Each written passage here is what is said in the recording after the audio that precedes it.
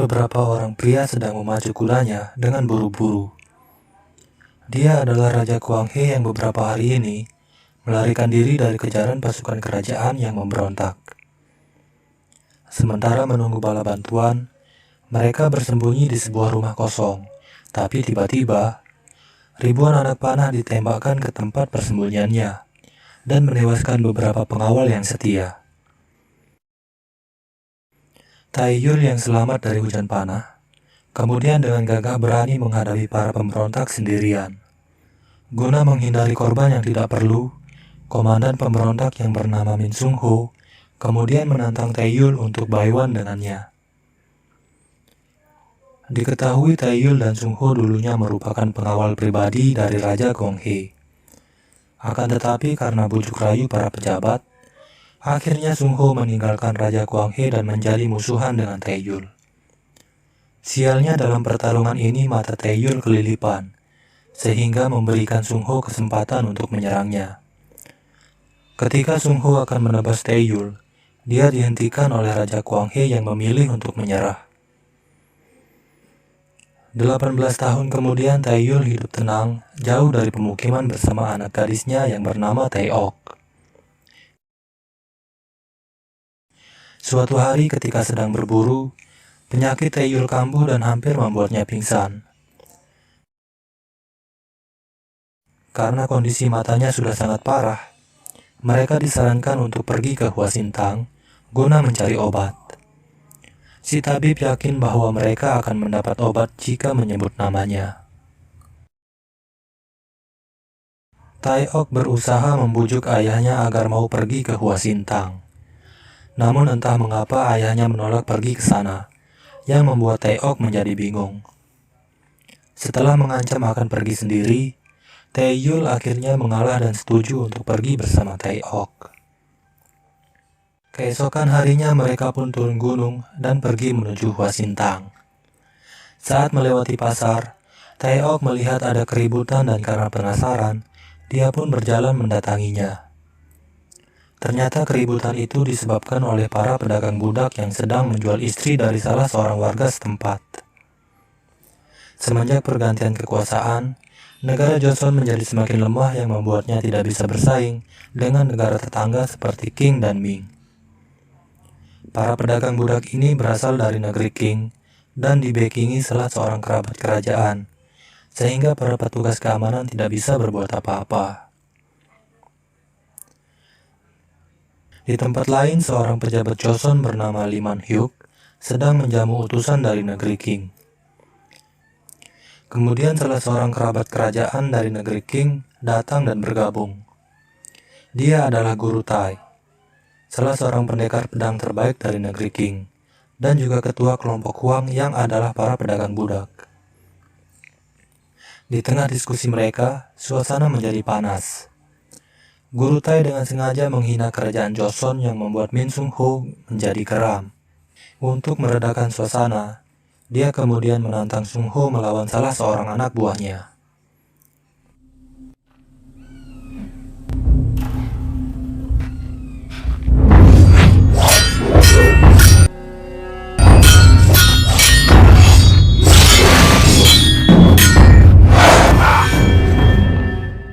Duel dihentikan ketika pedang Sung Ho hampir menusuk leher lawannya. Guru Tai dan anak buahnya kemudian pergi meninggalkan perjamuan itu. Taeok yang telah tiba di Hua Sintang harus kecewa ketika pemilik Hua Sintang yang bernama Hwason tidak memberi obat yang dibutuhkan ayahnya. Mereka pun pergi dengan kesal karena merasa telah ditipu oleh si tabib. Guru Tai datang ke Hua Sintang untuk menawarkan bisnis perdagangan budak kepada Hwason. Namun Hwason menolaknya secara halus. Merasa omongan Guru Tai semakin lama semakin ngaco, Hwason kemudian pergi meninggalkannya. Malam harinya, Hwason dipanggil pejabat Lee untuk datang ke rumahnya. Pejabat Lee meminta bantuan Hwason untuk dicarikan seorang anak gadis guna dijadikan anak angkat. Hwason menyanggupinya dan berpikir jika Taeok adalah calon yang tepat. Keesokan harinya Hwason mendatangi tempat Taeok menginap. Taeok terlihat kesal ketika melihat Hwason SKSD dengannya. Hwason mengatakan bisa membantu mendapatkan obat untuk ayahnya. Mereka kemudian pergi ke rumah pejabat Lee. Taeyul yang baru pulang silaturahmi dari rumah teman lamanya tidak menemukan Taeok di penginapan.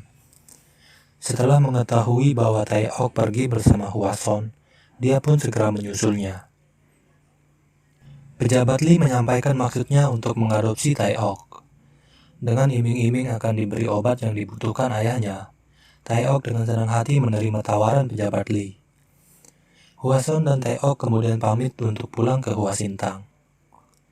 Sungho yang baru tiba di rumah pejabat Lee terlihat terpana ketika berpapasan dengan Taeok. Bukan karena Taeok cantik atau Hwason yang mirip anggota Blackpink, melainkan karena ikat rambut yang dipakai Taeok tidak asing bagi Sungho. Pejabat Lee kemudian memberitahu Sungho bahwa Taeok adalah anak angkatnya.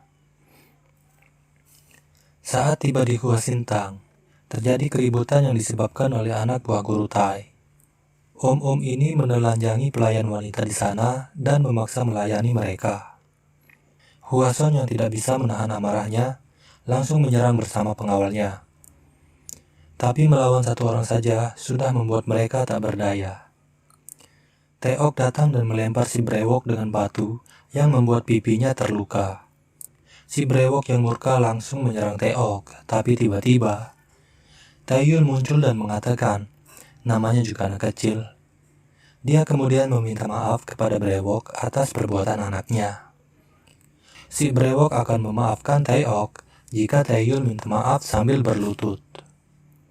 Taeyul pun menuruti kemauan si brewok, tapi si gundul di belakang brewok langsung menyerang Taeyul. Akhirnya Taeyul menunjukkan kemampuannya. Si gundul dianiaya dengan hanya tongkat kecil yang dibawanya. Mereka pun hanya bisa tersipu malu karena telah menyinggung orang yang salah. Di kejauhan, Sungho yang melihat kemunculan Taeyul kemungkinan sudah bisa menyimpulkan siapa sebenarnya Taeok. Di malam hari, Taeyul kemudian menceritakan kebenaran tentang Taeok yang ternyata bukanlah anaknya. Taeok adalah putri dari Raja Kwanghe yang dulu dikudeta oleh para pejabatnya yang haus akan kekuasaan. Dan Taeyul adalah pengawal yang dipercayakan untuk merawatnya. Taeok yang tidak ingin lagi menjadi beban bagi Taeyul, akhirnya diam-diam pergi meninggalkan Taeyul menuju rumah pejabat Lee. Tapi, ternyata keputusannya ini adalah awal dari bencana bagi dirinya. Keesokan paginya, anak buah guru Tai menceritakan bahwa mereka telah dikalahkan oleh seorang pendekar misterius yang sangat hebat. Guru Tai yang penasaran langsung mengirim pasukan terbaiknya untuk menemukan pendekar misterius itu. Selanjutnya dia menugaskan si brewok dan kawan-kawan untuk mengundang Sungho ke tempatnya. Guru Tai tertarik dengan kemampuan pedang Sungho dan ingin agar Sungho bisa bergabung menjadi pengikutnya. Dia pun menawarkan harta, tahta, wanita bagi Sungho. Tapi Sungho yang setia pada tanah air beta menolak tawaran Guru Tai dan langsung pergi dari sana. Sebenarnya Sungho sangat kecewa dengan pemerintahan yang sekarang. Para pejabat terlalu mementingkan diri sendiri dan tidak memperdulikan rakyatnya. Lebih parah lagi, dana bansos pun mereka korupsi yang notabene-nya diperuntukkan bagi rakyat miskin dan kurang mampu. Sungho sangat menyesal telah membantu menggulingkan Raja Kwanghe. Dia pun memutuskan pensiun dari pemerintahan dan menjalani hidup apa adanya. Di tempat lain, Taeyul yang tidak mendapati Taeok di penginapan memutuskan untuk mencarinya. Saat melewati hutan, pasukan yang dikirim Guru Tai menyergap dan menyerangnya. Taeyul yang sedang buru-buru, tanpa basa-basi langsung membantai mereka. Utusan dari negeri Qing mendatangi Guru Tai dan memperlihatkan surat yang dikirim oleh pejabat Lee. Guru Tai menjadi murka setelah mengetahui bahwa pejabat Lee ingin dia mati. Malam harinya, Guru Tai datang bersama pasukannya dan membantai orang-orang di rumah pejabat Lee. Taeok pun diseret dan hampir mati dipenggal Guru Tai yang menyangka Taeok adalah anak pejabat Lee. Di sini akhirnya diketahui maksud pejabat Lee ingin mengadopsi Taeok. Ternyata dia ingin menyamarkan anak kandungnya agar selamat dari konflik dengan negara King. Beruntung si brewok yang mengenali Taeok menghentikan Kurutai dan mengatakan bahwa Taeok adalah putri pendekar misterius itu. Sung Ho juga datang dan meminta agar Taeok tidak dibunuh. Sebagai kompensasinya, dia akan bergabung dan menjadi pengikut Kurutai.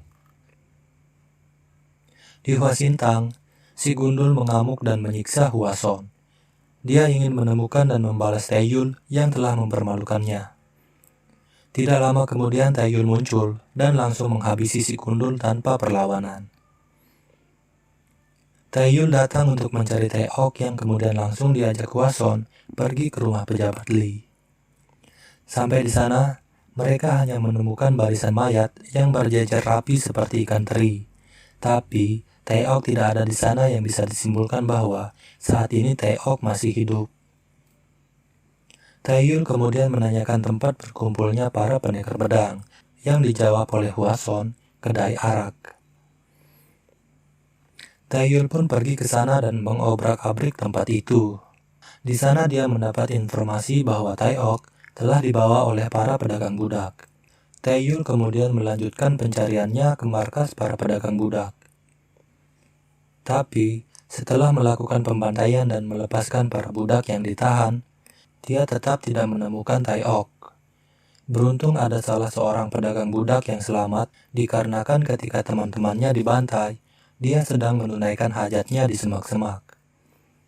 Dia pun akhirnya membawa Taeyul ke lokasi Taeok dikurung, yang ternyata adalah rumah di mana utusan dari negeri King tinggal. Di kediaman utusan dari negeri King, pejabat Lee datang membawa pasukan kerajaan dan memberi ultimatum agar Kurutai segera diserahkan. Jika tidak,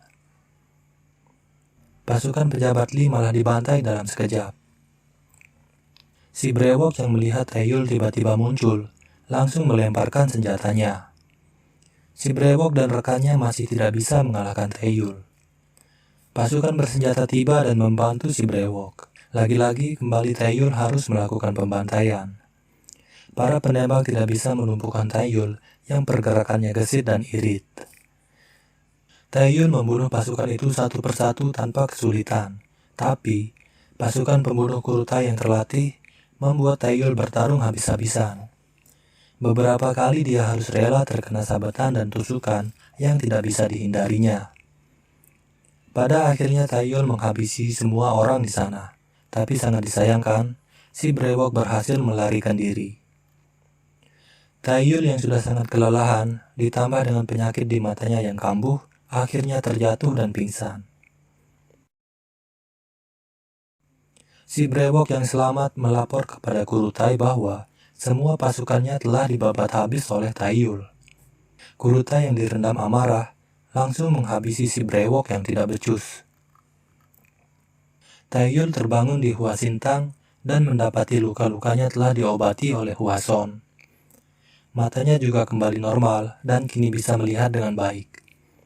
Hwason menyarankan agar Taeyul istirahat dulu, tapi karena sangat khawatir akan keselamatan Taeok, Taeyul pun pergi tanpa basa-basi.